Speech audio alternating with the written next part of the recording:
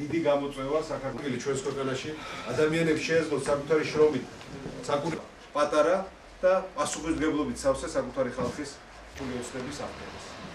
აქ დამთავრდება კლანური მართვა.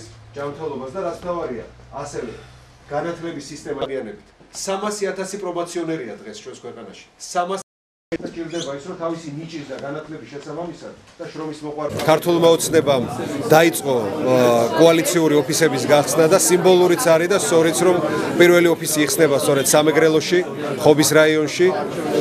დღეს იწყება რეალური მუშაობა იმისთვის, რომ ნაციონალური მოძრაობა დავამარცხოთ საპარლამენტო არჩევნებში, გადავიყვანოთ უმცირესობაში და სწორედ სამეგრელოდან დაიწყება ერთ-ერთი ძირითადი ცეცხლი და ერთ-ერთი მთავარი ფრონტი ამ ბრძოლაში ჩვენი წარმატებული შედეგის და გამარჯვების. ყოველ ადამიანთან, ყოველ ოჯახში უნდა შევიდეთ. ამის საყრდენი პუნქტები იქნება რა თქმა უნდა ჩვენი ოფისები, შემდეგ ამას მოყვება უკვე საუბნო ოფისები და ჩვენ ადამიანებს უნდა აუხსნათ, კარგად გავაგებინოთ, რისთვის მოვდივართ,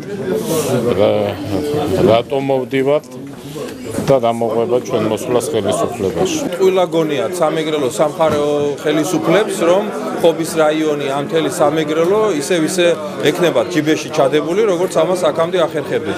ოპოზიციური საქმიანობა ქართული ოცნების პოლიტიკური კოალიციისაგან სამეგრელოს ყველა სოფელში გაიხსნება და ჩვენი დღევანდელი აქ მოსვლა და ამ ოფისის პრეზენტაცია სწორედ დასტურია იმისი, რომ ჩვენთვის ერთ-ერთი მთავარი პრიორიტეტი იქნება სამეგრელოს მოსახლეობის გვერდით დადგომა.